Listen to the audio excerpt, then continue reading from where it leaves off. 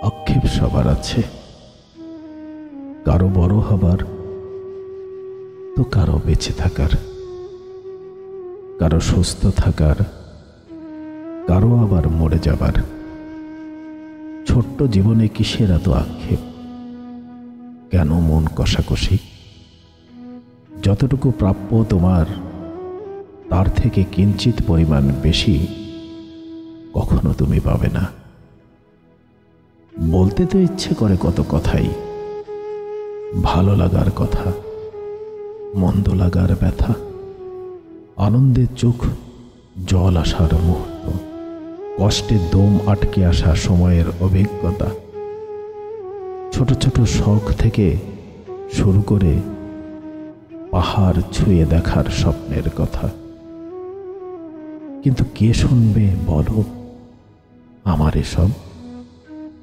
কার হাতে রয়েছে এত অহেতুক সময় আমাকে দেবার মতো? কেই বা ঠেকেছে আমার সব কথা তার কাছে জমা রাখতে? আমার উপর কোথাও কারো কোনো রকম দায় নেই। আমার কথা শুধুই আমার দায়। তাই তো নিজেকেই সেসব শুনিয়ে এখন নিজের বেলা ঘুরাই।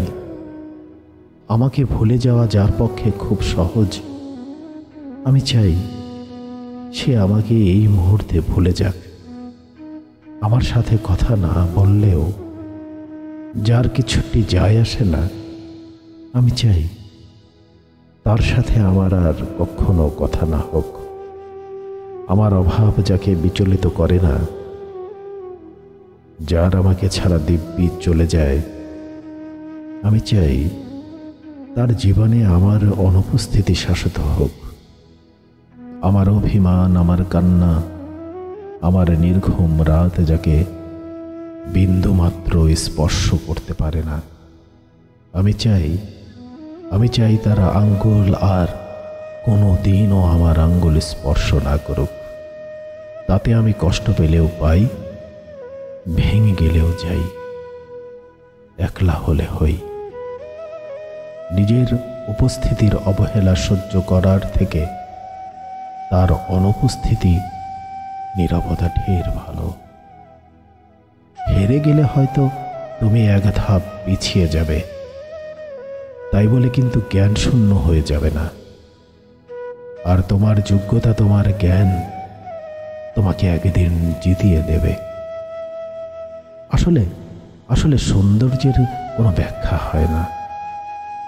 কেমন সুন্দর, কেমন দেখতে, ইত্যাদি ইত্যাদি।